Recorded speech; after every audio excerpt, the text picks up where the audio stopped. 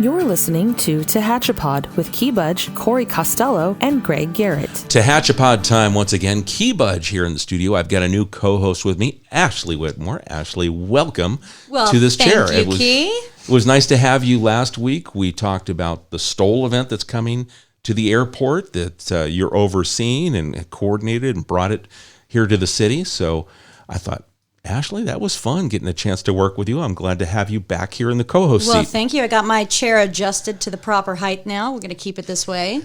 It's nice having you right here on my right-hand side. And then joining us today, we've got two special guests within our city departments. Don Marsh, our Public Works Director. Don, welcome back to Tehachapod. Good morning. I'm a little upset that Ashley gets the title of co-host. See, Ashley's a co-host, so the dynamic today will be Ashley and I quizzing you as the guest, and then we also have Jay Schlosser, our Development Services Director. Jay, welcome back to Tehachapod. Good morning, Key. Thank you. Glad to be here. It's good to have you guys here in the studio because we want to do some updates. It's time to update the community on things that are going on. We're transitioning. This is spring, so this is big weather changes, as we've just gone through another rain cycle that swept through. But I'm going to bet that this has a big impact on you guys as we move into warmer weather. Yeah, absolutely. It helps us a lot on the paving side. So we can't pave when the weather's cold, obviously. So it opens up paving season for us.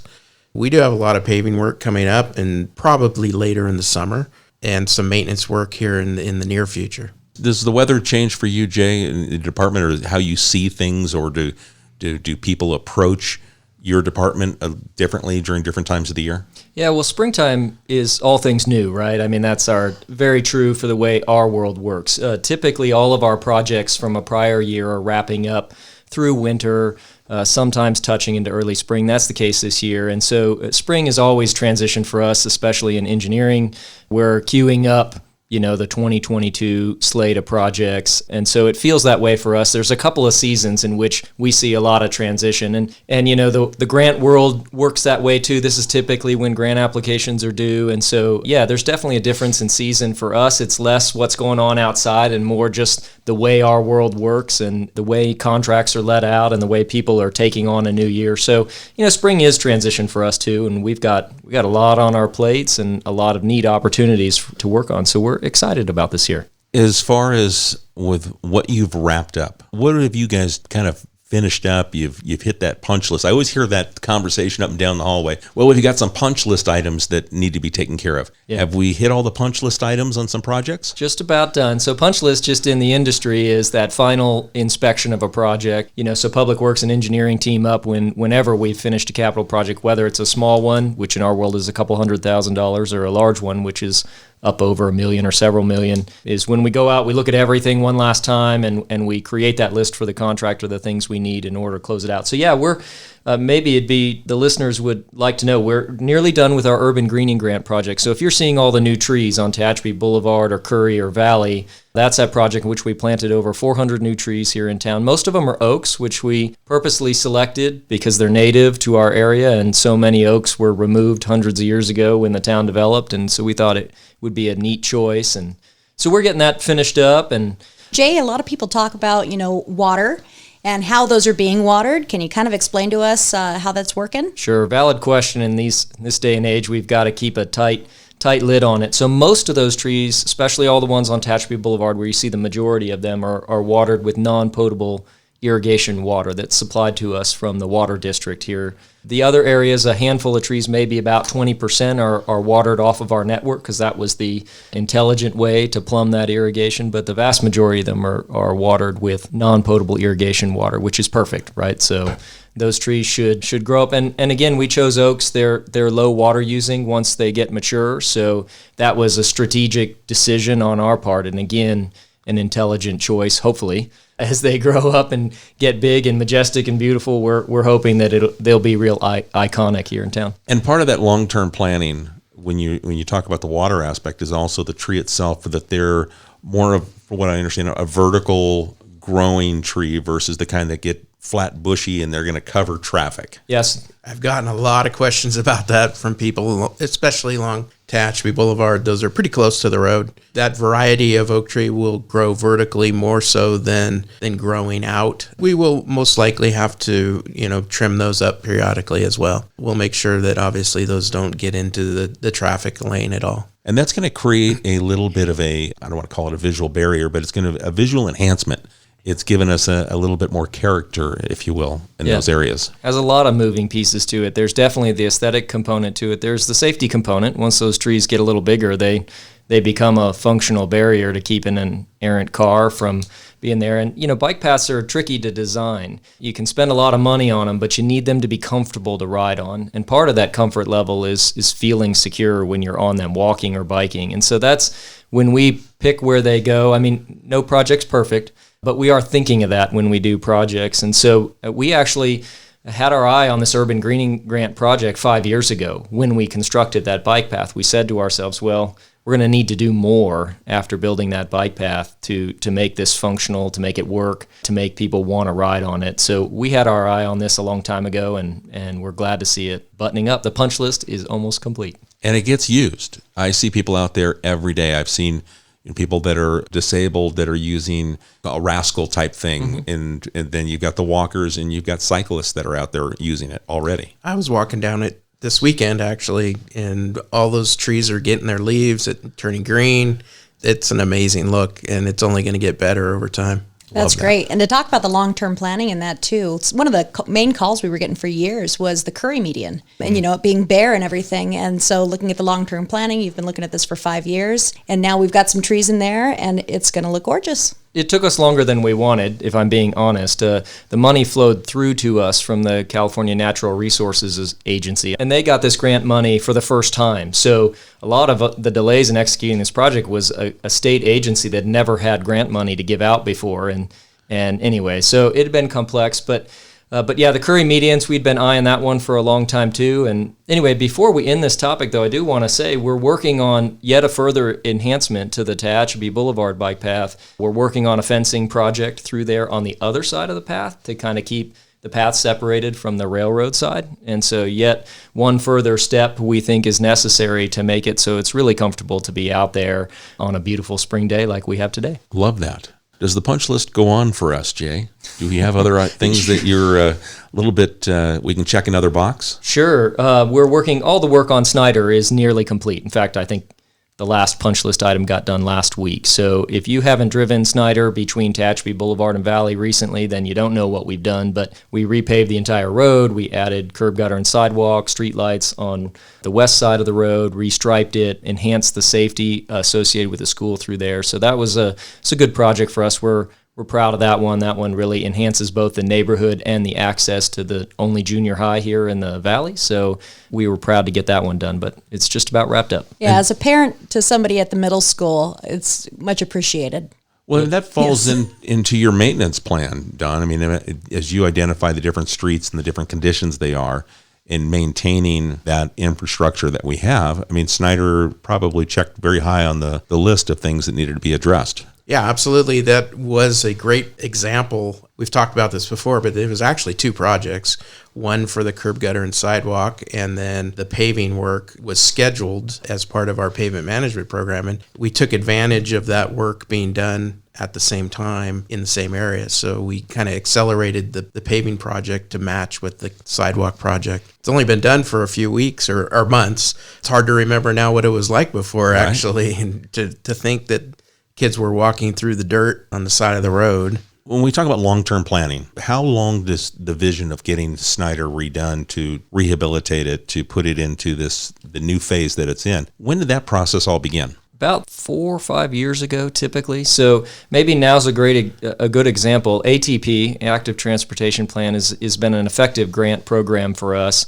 And we're doing it again right now. So the 6th cycle of that grant, and I don't know, some of your listeners may have attended some of our workshops where we were looking for their feedback on where to go. So applications are due for the 6th cycle here in June. The Snyder project was cycle 4. So that was about 4 years ago or so that we envisioned the project and then won the grant and then programmed the grant and go through all that work. So what we're doing now is likely to be programmed for construction at least 2 or 3 years from now if we're successful. So that's about the timeline. 3 to 4 years for a project.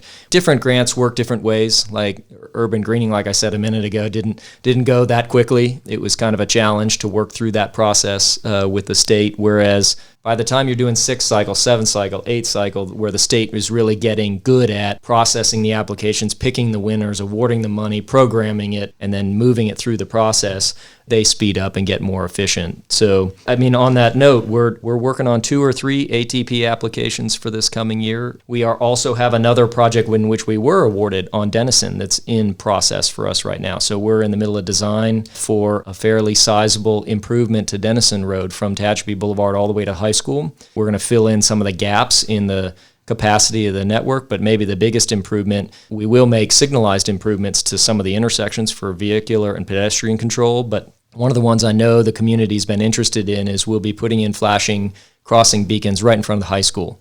So you can get from the east side of the street to the west side of the street across a controlled access point where, motorists will have flashing lights in their face to tell them, hey, somebody's walking across here. So big safety improvement. And those are going to be similar to what we just finished doing in front of Tompkins on Curry and on Mill Street? Yeah, that's the idea. Maybe a little bit more intense because Denison, there's just an engineering nuance for what it's worth, but when you have a median in the middle of the road, pedestrians and cars don't behave quite the same as when you don't have a median in the middle of the road. And so the one on Denison will actually have like arms across the street, sort of like signal arms. So the light will be right in front of the driver so that hopefully they're seeing that light if they're not seeing that child who's wanting to cross the street. So an important issue for us. We think it'll anyway kind of control I have a high school kid at THS, control some of the madness that is inherent at any high school. So that's the idea.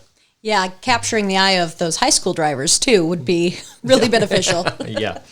Going back to the planning horizon, some of our more repetitive maintenance tasks for asphalt, we have those projects planned out 10 years in advance. We have projects scheduled out for 10 years doing pavement replacements and surface treatments to asphalt and those kinds of things. So we're not just figuring out every year what we're going to do next year. We're really planning a long ways out for these maintenance projects. I know we mentioned it when you were on the podcast many shows back, but just to kind of re-hit that again, Don, is that you've gone out and looked at all the roads that are within our jurisdiction in the city of Tehachapi, and then you guys rate them and give them, is that something where you go through and say, okay, this fits more into the category of we can do some minor things to extend the life? Yeah, exactly. So all of our streets, we have an inventory of every street, every square inch of pavement in the city. We have a pavement condition index, PCI, for all of that asphalt. And so we've ranked all of those based on the condition. And then we have come up with a 10-year maintenance plan for that. And like you said, the method for rehabilitation varies depending on the condition. So we have some streets that are in fairly good condition, and we want to do what's called a surface treatment to that to help keep it in a good condition. It's like preventive maintenance. It's like putting wax on your car or, touching up the paint on your house or anything like that. We want to keep it in a good condition so it doesn't deteriorate. The cost for that is a lot less per square foot than, say, tearing out the asphalt and completely replacing it. Those projects, again, we have those projects planned out for about 10 years. And that's good information, too, for a lot of our citizens that'll call in, if their street is in a little worse condition than some of the others, but they're seeing some of these ones that don't look quite as bad, getting this maintenance done on it. It's good for them to understand what we're doing and why we're doing it. We're facing some new challenges, though. Each time we do this, Public Works and Engineering work together on these projects. Inflation affects the plan, especially inflation that we don't expect, which is what I think we're experiencing now. The other one that really affects the plan that I don't think people think about, but that will go, people will understand is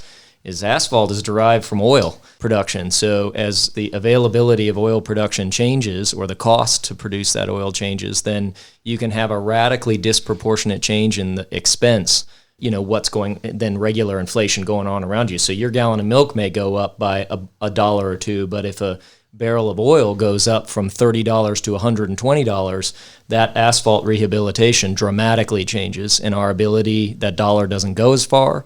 And so the plan changes. So Dawn and I are constantly looking at the plan. We've got a good project queued up for later this summer. We've got 2 years worth of money that we managed to we saved last year's and we're combining it with this year's. And so we've got a number of neighborhoods we're planning on hitting later this summer if we can get all the ducks lined up. So now, is this going to be similar to what we did last year that took place besides Snyder? Was it Mojave and Hayes that saw some work? Is it going to be similar to that, or what type of work are you guys looking at later in summer? Actually, we got a couple different projects. Yeah, we have some that is a grind and overlay, so Anita and C Street primarily, and then Maple and Elm as well. Those will we grind off a couple inches of the existing asphalt, and then we lay down a couple inches of new asphalt. But then we have some surface treatment work also planned for later in the year, which is basically south of Valley and west of Curry, kind of that part of town. There's some specific streets over there, but for the most part, that's generally the area that we'll be doing surface treatment work. So that surface treatment is essentially laying down a thin layer of oil or an oil product over the top of the existing asphalt. Again, to help preserve that and get another 5 or 6 or 7 years out of the streets that are there. Before it falls into the other category. Right. Okay. All right, Jay. So did we finish the punch list? Well, we could talk for a while. We've got stuff planned up, but what your listeners might be interested in. The only other one I think worthy to talk about, like I said, we're working on Denison. We are hoping to launch construction on the extension of Pinion, which we've been talking about publicly for a while. So Pinion extending from, it's Heritage Oaks, right? It's the neighborhood there, right near Brandon Lane, east from there over to Denison. So an important new connection to pave that dirt road, make it safer, keep the dirt down, keep the dust down. So we're hoping to start construction on that this year, and then we're working on that design for Denison Road. Last thing maybe to mention would be we are trying to accelerate a grant. We received a grant to repave Valley Boulevard from Curry to Mountain View, if you guys know that area. So highly traveled road, needs to be smoothed out more than anything else. It's just kind of so many different patches overlaying each other that it's not a very smooth ride. So we have a grant to complete that, and we're going to try to get that accelerated. Whether I can get that queued up for this summer is the debate right now. We're trying to get the design knocked out, but if we can, we will. If not, it'll be next spring. I know that's one that a lot of us drive, and so should be real valuable. Seems like a good theme here, too, is backtracking from back to Pinion and then Snyder, Denison, really those safety enhancements for kids getting to and from school and everything. So that's really nice to see. That's what I was going to bring up, was that Pinion extension and making it, alleviating pressure from Valley for people getting to the high school. You know, that you'll see the traffic patterns kind of change, shift a little bit, and make it a little bit more balanced to get to the school. Yeah, to me, it's about community. I think that people don't necessarily recognize, oh, you paved my street, or you added sidewalk, or you made this connection here or there, and we recognize the value it adds to our daily commute or to our habits and driving. To me, it makes community, right? So the more streets you're comfortable walking on, or that stay-at-home mom who's got a 3-year-old who's learning to ride a bicycle, and there's a place for that kid for them to go on a walk on a spring day, those are the types of things that change a community and build it into a place where you want to live. I look at it a little more holistically that way. I recognize that for a lot of people, it's just a new road or a fresh application of asphalt. But to us, we think this is how we shape and mold the future Tehachapi, somewhere you want to live. So Don, you guys are out there every day. You know, we just wrapped up Earth Day, and you were in support of our volunteers. Public Works was out there making sure we had community events that were taking place, and Public Works was there to help support the efforts of the community in the Earth Day cleanup. That's just a little touch of how you guys are out there in the support role in the community. Yeah. We always have things going on. Every week, our guys are out there doing cleanup or improvements, maintaining our infrastructure that we have. One thing that we don't talk a lot about is that all of these paving projects, a lot of the times we will go in and ahead of the asphalt work and with our crews, and we will do curb and gutter work in preparation for that. So areas where the curb and gutter are all broken up or maybe have been cracked by a tree or something like that, we'll go in and we'll repair those ahead of the asphalt work so that when the asphalt comes in, it's a nice, smooth, good-looking road afterwards. So we have a lot of that work ahead of these paving work projects. And then just every week or every other week, we're out there doing pothole patching.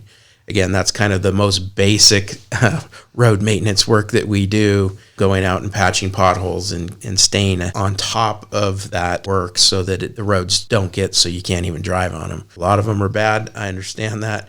But we try and get on the potholes as soon as we can. And I know that we got some feedback. I was talking with Susan Wiggins. There was some feedback she got from within the community. And then we made sure that we said, hey, put it on the request tracker so that way it can get to Public Works. And that's a part of something that we have for the community to speak to us. You know, they don't have to call and talk to a live person. They can actually do it online. And Susan Wiggins had said that the feedback she got was that you guys took care of it within just a couple of days of the notifications. Yeah, we get those all the time, and we do read them, we do look at them, and we do respond to them. So if you see something, report it either through the website or through TextMyGov.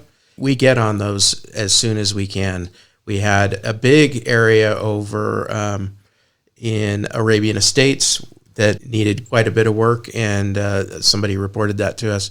We jumped right on it and spent actually several days working over there on those streets, getting those better condition. It's a great tool, request tracker, because they're checked daily, aside from, when we're not here. So if it's an emergency, please call the dispatch so we know about it. But otherwise, you can go back in, you can look at any response that Public Works has given to you, or, somebody else from the city. You can keep track of that, or you can even call in and the girls can check up on everything and see where things are in the process. I know Liz in your office is really good about getting in, responding to people, closing those out so they know things are taken care of.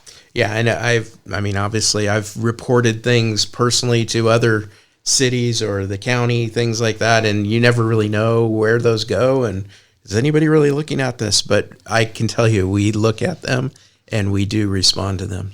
And then we have that on the website. So Request Tracker is a button. So if you go to liveuptehachapi.com, you can find Request Tracker, and then it will pop up with a form and you fill out what your concern is. Yeah, so you can actually, there's categories to it. So if you have a code enforcement concern, if you want to report a pothole, if you just have a general inquiry, there's a bunch of categories you can choose from. Pick that category, send it off. If you've sent it to the wrong category for whatever reason, we will go ahead and move it for you and get you to the right person. Perfect. And then, Don, you mentioned TextMyGov, and we have our own number for TextMyGov right here at the city, and that's 661-441-3844. And that number belongs to the City of Tehachapi. And if you just send the word HI, H-I, to it, it will opt you in to utilizing this texting to city government. And then you just put in the word pothole, and we'll send you the form and just make it that easy if you are a texter. I like to text now. I'm advanced in my technology now. Texting's been around a generation or two. I'm finally up to speed on it. He finally got rid of the flip phone, so I did. It's a little easier now. No carpal tunnel problems? No, You're doing okay? Your no. thumbs are well exercised? That's right. I just asked my grandson to show me how to go ahead and access whatever I need to. But if you want that number again, for if you'd like to opt into TextMyGov, it's 661-441-3844. So, Don, what else you got cooking? I did want to mention, we talked a lot about streets and roads, but we're constantly doing maintenance and operating our other systems for water and wastewater as well. And that's just an ongoing, a very repetitive operation, but we're constantly dealing with water leaks and doing water leak repairs. We're obviously every day operating our wastewater treatment plant and a reclamation system there, and that's nonstop. The fact that maybe a lot of people don't know or see a lot of that is maybe a good thing, because that means that everything's operating perfectly. Yeah. So we don't it's not very visible, but yet that work is ongoing. You forget how much work goes on just by you turning on the faucet and it coming through and flushing the toilet, and it's all going down. Absolutely. Yeah, a lot of regulatory requirements for both of those operations, always staying on top of that and operating in compliance. Yeah, truly a modern marvel. It's something we all take for granted. But I don't know about you guys, but I watch a little reality TV from time to time, and I watch those people that are up in like northern Alaska and they have no running water or any sanitation. Right. You start to realize, boy, this is pretty convenient. So. Yeah, I don't want to live off the grid. No thanks. No. So, Jay, what's going on as far as other things that are outside of our projects that you've got part of the design team and things like that that's going on from the outside world. Yeah, so city development's another big part, as you know, Key, of what I deal with here in this department. But yeah, when the economy's good, private investment is up. Folks are interested in the City of Tehachapi and in developing the community. So a lot of stuff going there. Maybe a couple of highlights for you. I mean, obviously the one at the top of the list that everyone, including myself, is very interested in is Chipotle. So they did pull their permit to begin constructing the building.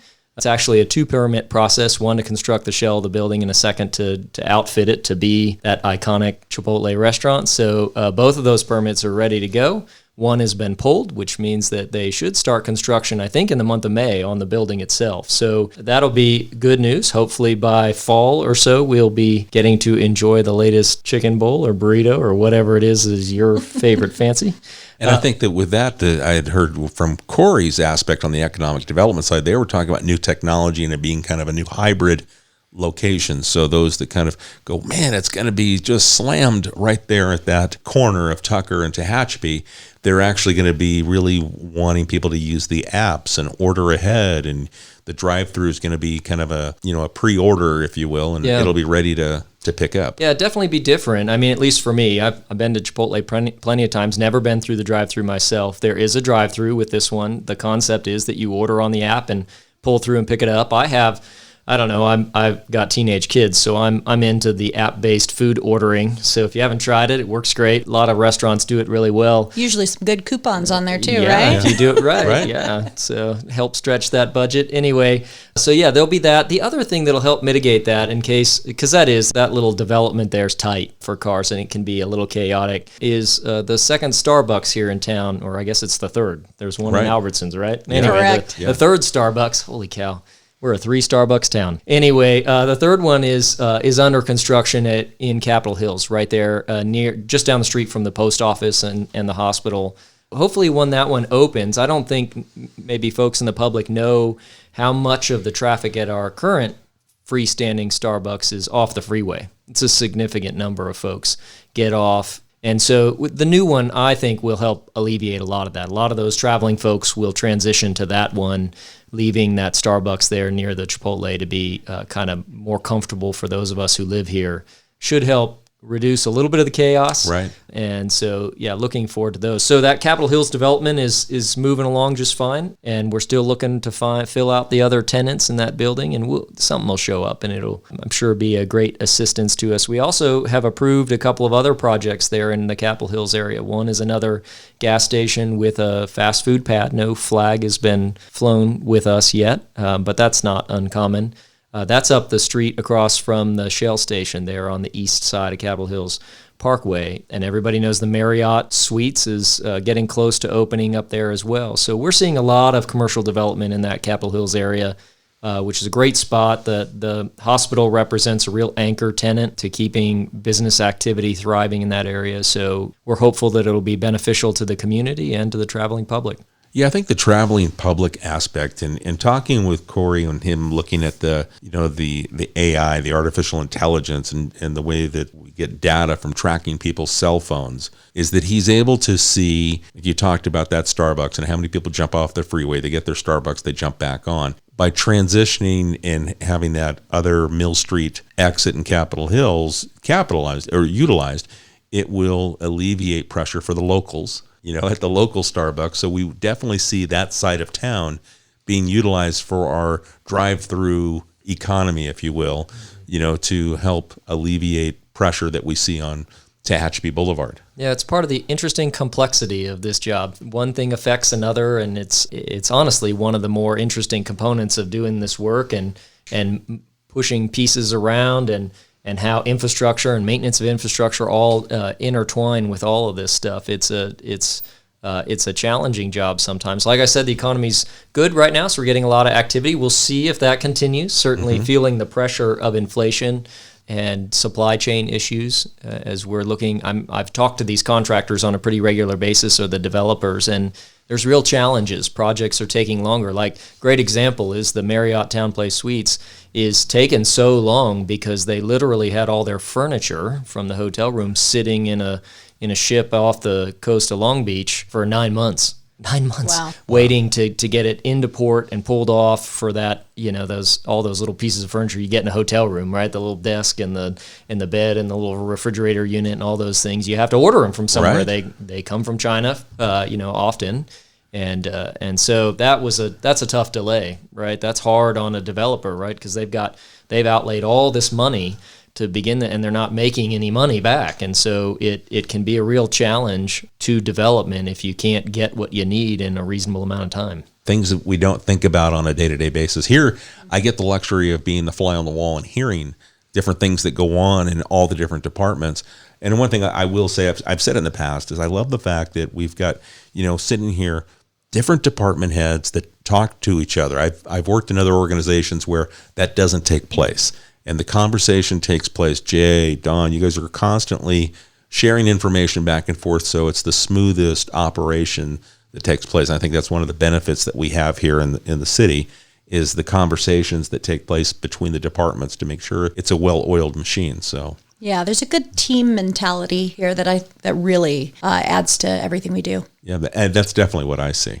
Yeah, especially the engineering and public works, constantly working together. As a matter of fact, Jay, most of these projects that I've talked about, a lot of them on the pavement management, Jay's department is actually executing. They're doing the work. We're working together on what we're going to do next and how we're going to do it, and we're working together in that regard. And then on the grant projects as well, Jay's constantly engaging public works on how is this going to be maintained? What's the most efficient design for public works to maintain in the long run, and the lowest cost for maintenance, those kinds of things. Future impact. We're talking about future long-term vision. Yeah, and it's, to me, I think I would echo what Don said. The guys and gals that know the most about where the money ought to be spent are in public works, though. So the operations staff, so we have a whole slew of guys that operate the water and wastewater system, and they go out there and they dig up the holes in the street, and they know where, for instance, we have a water main replacement. We just awarded a contract, $500,000 to a contractor to replace a couple thousand feet of 10-inch water line. Something that nobody else really experiences, right? Because we'll keep your water on the whole time we're doing that. But an important improvement, well, that improvement comes down the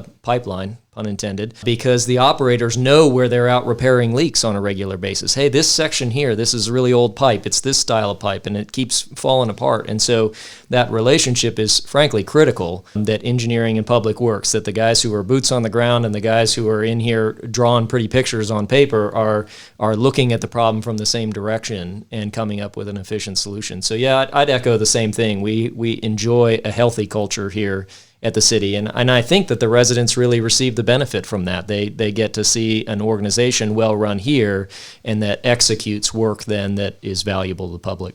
Well, guys, anything that we haven't talked about that you'd like to share? Yeah, I'll add one more set of projects. So we have, if you have stuff, we have mini storage coming for you. So if you're a regular American and you have too much stuff to fit into your house, or maybe an RV, you can't find a place to park, we have a couple of neat projects coming. We have several new mini storage projects. It's not super exciting, but it's something people frankly use a lot. And if you currently try to park your RV at a mini storage place or use a mini storage, you'll know they're backlogged, they don't have open units. And I'm excited though about, we recently approved a fairly sizable project that is a combination. Half of it's mini storage, the other half is a Bonafide Rv Resort. So that'll be on Tehachapi Boulevard near Denison Road. So it's close to the freeway, but not right against the freeway. And so if you have traveling family members who tend to come visit you in an RV and maybe out in front of your front driveway is a little too close, we've got a new option coming for you. But it's really quite nice. The developer's including a clubhouse and a lot of amenities. So it's a bona fide resort, not just a place to sleep at night. And so excited to see that moved along. It's a developer out of the Bakersfield area that has a number of mini storage units successfully already. So he's proven track record. So we're moving through that process. So if one of those hits for you, those are in the pipeline. Hopefully, inflation and supply chain issues won't cause any issues. I will say, as the development director, I keep an eye on where things are going. It's a big question mark that's arriving right now. It'll be interesting to see. Hopefully, those two influences won't be too hard on the economy right now. With what you talked about with this RV storage and then the RV park, I think it brought me back to 20 years ago when my family, we moved up here. 18-wheelers used to be parked all along the 58, and they would just, they would pull out when they wanted to pull out, and it was a safety issue. And then we had the development of the Loves and the Flying J, which give them an area to park, get their truck serviced. We don't have the issue like we used to. I conveniently forgot about how 18-wheelers line the 58 in both directions, especially during the summer when it's cooler up here than down below. Every on and off ramp used to have trucks parked on them. Yeah. You still see it occasionally, but nothing like we used to. But part of that long-term planning, we start looking, how do we make it safer and things. And I've already deleted that, from my memory bank until we started just talking about, the potential use for the RVs and things. So I look at that's a long-term vision. We solved a problem, and we kept them on the one part of town that's away from residential and vehicular traffic. So they're on the east side of Tehachapi Boulevard on the far east end of town, that first off-ramp. Mm-hmm. And it engineered, and we don't have, talk about social engineering, or I talk about it, quite often.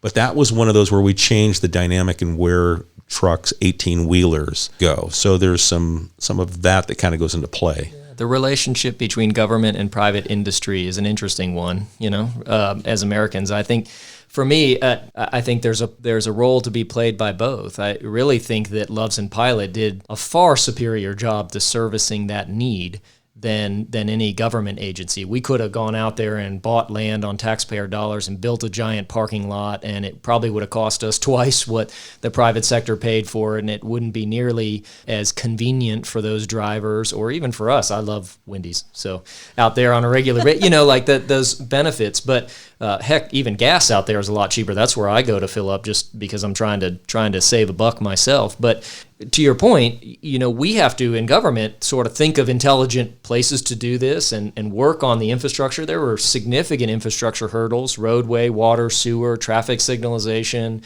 movement of these vehicles. Trucks are hard on roads, man. Frankly, that's the reason neither Don nor I have hair. But anyway, but that's the relationship, right? To your point, it's finding those spots. It's being intelligent about what we do. I don't know if a lot of folks don't know, years ago, maybe over 10 years ago, the city actually turned down a truck stop at the Mill Street exit. There was a proposed Petro station, which is one of those big brands that does the truck travel centers. They had proposed one right where that Starbucks is going now. And it was pretty controversial. Ultimately, the Planning Commission and Council said no to that. And, some people would have looked at that as government overreaching. I think of that as that was probably the right decision. That's not a great place for a facility of that nature. It's somewhat close to housing across the freeway. We probably would have never gotten the hospital had we said yes, because that would be an unintelligent, juxtaposition. Those two don't belong together, because the hospital needs to be relatively quiet and peaceful, and truck stops are anything but at 2:00 in the morning. And anyway, so none of that infrastructure over there was designed for truck traffic of that volume. Yeah. So. Well, none of the stuff out at the east side was either. But but that was an example. We had the truck stops repave those roads out there. If you were around when we did those, we had them digging up those roads and deepening them. We've got roads 18, 22 inches thick out there, and even still, Don and I are out there chasing things. So anyway, to your point, it's a big part of our job to try to put things where they belong and to make things connect in intelligent ways. It's never perfect, but that's been a success, yeah. And as soon as they go into play, they go right out of mind, because it's not a problem anymore. It's me, the Joe Citizen. I just go, hey, good. I don't have to worry about the 18-wheeler pulling off the side of the highway right in front of me. If you've driven 58 for any period of time, you'll notice also that the amount of truck traffic has increased tremendously over the last 10 years, and the forecast is that it will continue to increase. Yeah, third highest truck route in the state of California. More trucks on 58 than there are on I-80 in a given day. Wow. Over 7,000 trucks a day. It's insane. It's a big deal for Caltrans. It's a big deal for us. Just to keep that point going, Jay, is we continue to have that conversation to make sure the voice is being heard with Caltrans and with our state legislators, so they look at that truck climbing lane. It's something that we really believe that we need in that discussion. Phil Smith, our mayor, has been a part of that conversation for many years, if not decades, being a part of the Kern COG, the Kern Council of Governments, and trying to make sure our voice is heard. Yeah, so Phil led the charge in a lot of ways. We are in the environmental stage of some truck climbing lanes. I put myself as we, although I have nothing to do with it. But Kern Council of Governments, using local money, which is a little abnormal, put forward the money for Caltrans to begin doing the environmental assessment, which is really, there's 3 primary stages or 4 primary stages to the construction of a freeway. There's preliminary design, where you scope the project, you understand what it's going to cost, what it's going to look like. You do environmental assessment. Then you do right-of-way, which was acquisition of the space you need to build that road, and then you do construction. So we're in that kind of second phase. There is a report that was completed. It's about 100 pages long. It's a great read if you're a civil engineer. It lays out where those truck climbing lanes should go, and the local Kern Council of Governments, led by Phil, committed $5 million of Kern County's money to kickstart that environmental phase. We're keeping up a lot of pressure. Caltrans, I tell people we're the redheaded stepchild of Caltrans. No offense to anyone redheaded that's listening, but because we're right at the boundary between 2 of the districts in Caltrans, and so a lot of Caltrans employees never drive this route from either district. And so while 58 is really busy, a lot of truck traffic, it's kind of a forgotten route. So we're banging that drum loud that this route needs improvement. So anyway, we're excited to see that get done, that environmental stage, and then we will be pushing hard to see it funded through construction as well, right away in construction. It's an expensive project. $100 million is the current quote, and it's going to take a while to do it. But hopefully a year from now, we'll be getting through environmental and we'll be able to start finding the cash to do it. Don, I know with summer here, it also picks up for the amount of things that your team is out involved in and supporting in the community. Yeah, we're getting ready, getting set up for Farmers Market coming. So that starts at the beginning of June. And so we got some exciting changes coming. I'm not going to reveal exactly what those are yet, but you'll have to come down and see those. But also just improvements or maintenance, really, we're doing down in the Green Street area downtown with some of the landscaping. We're doing some work to get the fountain up and running, things like that, getting ready for this summer period and the crowds that come in. So. Well, there was some construction going on last Farmers Market that kind of impacted Centennial Plaza. That's since been done. This year's Farmers Market, we're kind of expanding. I'm going to have music again, which is great. That wasn't a secret, right? No. Don's going to be performing. Yeah, all right. Don and Jay teaming up. That's a bad idea. I don't think so. Yeah. No, so we'll have music again out there every week. I know Mariana, our market manager, is going to start spotlighting some of those musicians, our vendors, the farmers, different things like that. So, and really just kind of revamping the event. Learned a lot last year. I can tell you Centennial Plaza, it has never looked as good as it does right now. It's unbelievable. And we get that fountain going, really, really looks nice. If you get a chance, if you don't make it out to a farmer's market, grab lunch one day, decide you're going to eat out, and just go over to Centennial Plaza, sit at one of the tables, and you'll really enjoy it. It is such a beautiful, peaceful, setting. Yeah. Might find Don out there practicing on the stage. You'll probably see some of our guys over there working. Well, guys, thank you so much for sharing the updates. I know, and I told Jay, and this is the truth, these shows, when we talk about the updates, they really are digested by the community. They do well. They get downloaded a lot. So people want to hear what's going on with our road infrastructure and maintenance and these projects that are coming close to conclusion or where they are in the planning stages. So thank you for the updates, because I know people want to know. Yeah, and keep up the good work. Thanks. Thank you. All right, guys. Well, thanks. And then we'll check in with you again soon. I promise it'll be sooner than last time, because it's been several months since Jay's been in. Don, it was a few months ago, but I think we need to do this every couple of months and keep everyone up to date. Promise or You got threaten? Yeah, no, happy to provide that. That's what we're doing this for. This is what we come to work for every day, is to make the town better, to make it a place people want to live. So happy to hear. Good deal. All right, Ashley, I'm going to bring you back, and we're going to do a mini pod and update on some of the other community events that are going on. So we'll do a follow-up episode here, and we'll wrap this one up. If there are questions that you have for Don or Jay, you can email them to us at media@tehachapicityhall.com. We'll make sure they get to them, and we'll get the responses back to you. Or if you've got a show thought and you'd like us to respond to it or create a show around something that you're thinking would be good for the community to know, media@tehachapicityhall.com.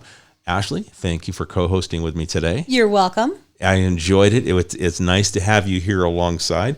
We appreciate your time, folks, and we'll catch you again soon on Tehachapod. Tehachapod is a conversation about Tehachapi designed for the people who live here or who would like to know more about this mountaintop community. If you have a question you would like answered, email media@tehachapicityhall.com. We will try to answer it on a future episode of Tehachapod.